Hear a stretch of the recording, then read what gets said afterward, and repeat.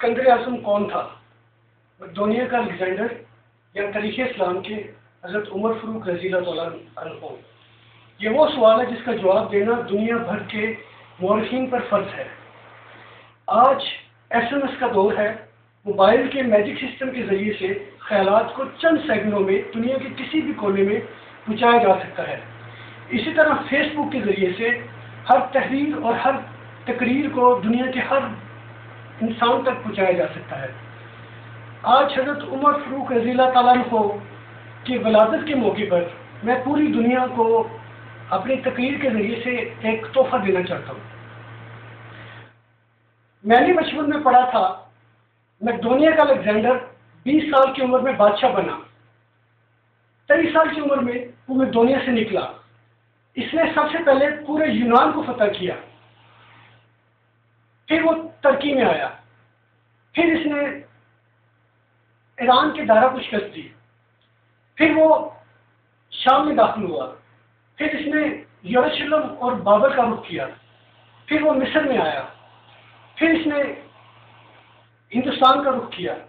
ہندوستان میں اس نے پورے سے جنگ لڑی اور اپنے دل اشجان گھوڑے کے نام پر گولیا شہر آباد کیا۔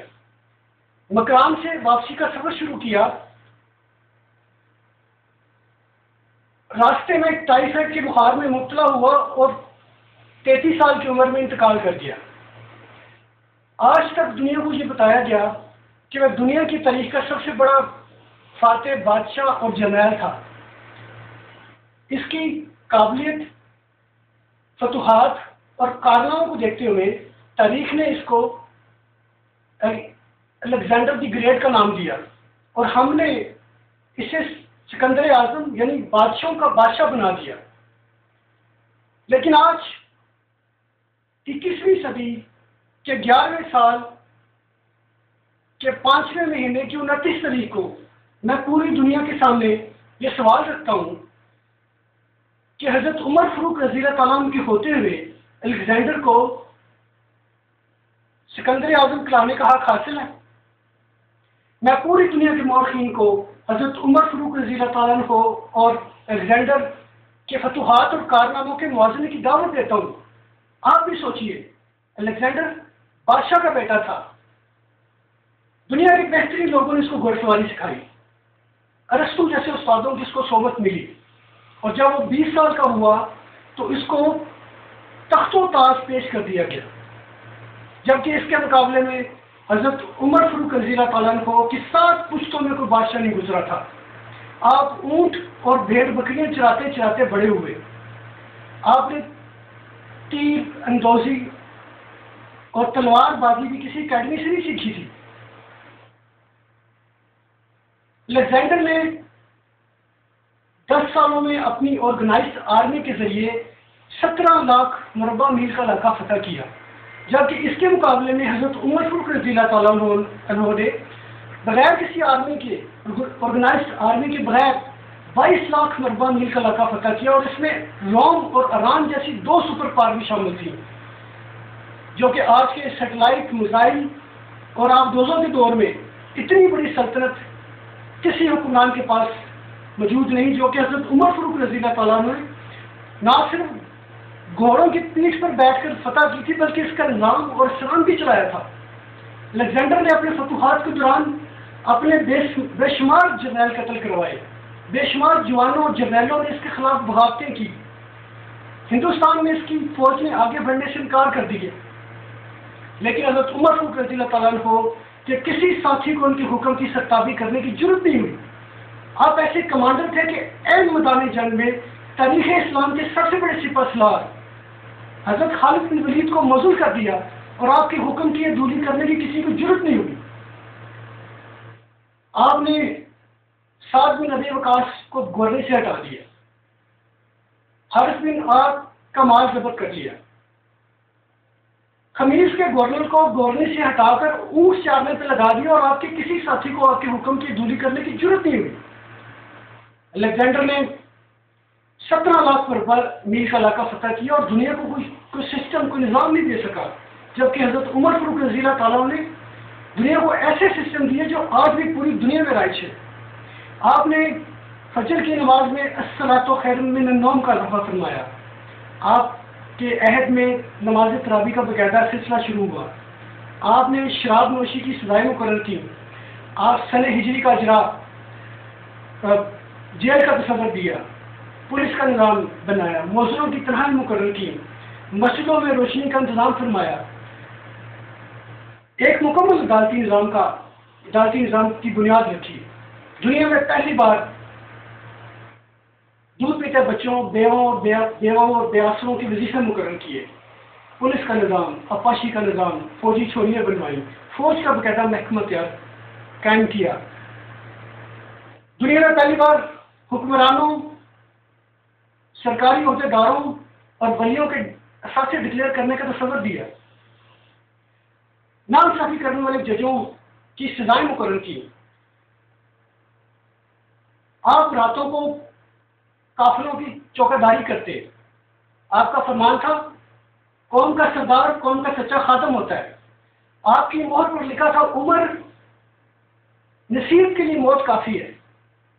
آپ کے دسترخوان پر کبھی دو کھانے نہیں رکھے گئے. آپ جب بھی کسی کو گورنری پہ فائز کرتے، کسی کو عہدے پہ فائز کرتے، اس کے اثاثوں پر تخمینہ لگا کر اپنے پاس رکھ لیتے، اور اگر سرکاری عہدے کے دوران اس کے اثاثوں میں اضافہ ہوتا تو اس کی اکاؤنٹیبلٹی کرتے. آپ موٹا کھدر پہنتے، بریک اور نرم کپڑے سے آپ کو نفرت تھی. آپ کے کرتے پر 14 پابند لگے ہوئے تھے اور ایک سرخ رنگ کا پابند تھا. آپ کا فرمان تھا اب جس کو بھی آپ گورنری پہ فائز کرتے ہیں اس کو نصیحت فرماتے.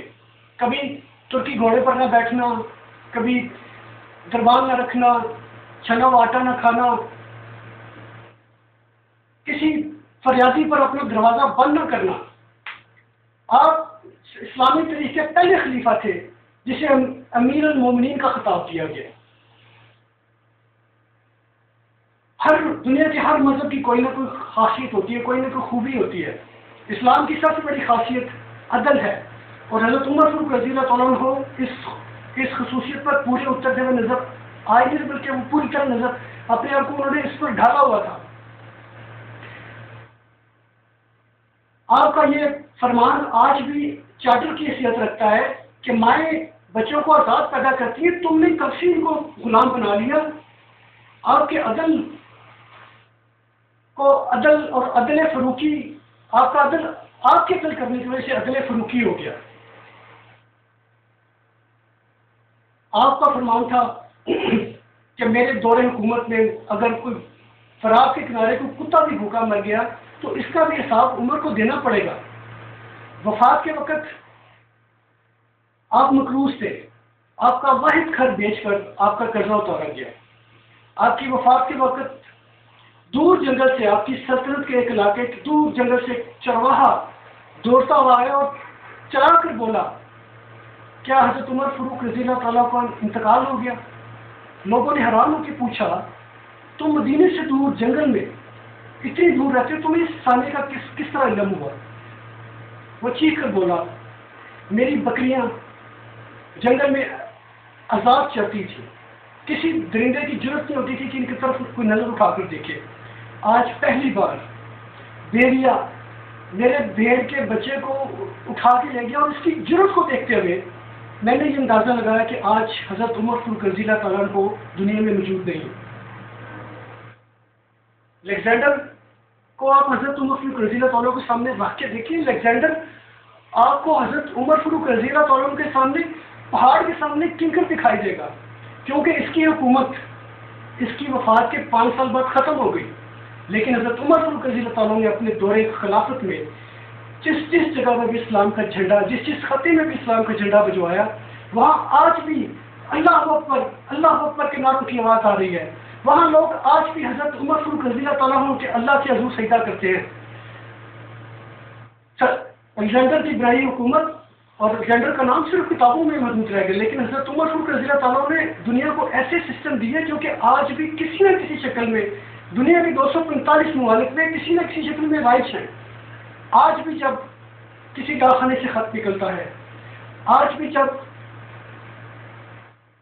کوئی سپاہی وردی پہنتا ہے، آج بھی جب کوئی فوجی جوان 6 مہینے بعد چھٹی جاتا ہے، یا حکومت کسی بچے کو بیوہ بے آسرا کو وظیفہ دیتی ہے، تو وہ قوم، وہ معاشرہ بے اختیار حضرت عمر فاروق رضی اللہ تعالیٰ عنہ کو اب سب سے بڑا سکندر ماننے پہ مجبور ہی نہیں بلکہ ماننے پہ مجبور ہو جاتے ہیں وہ.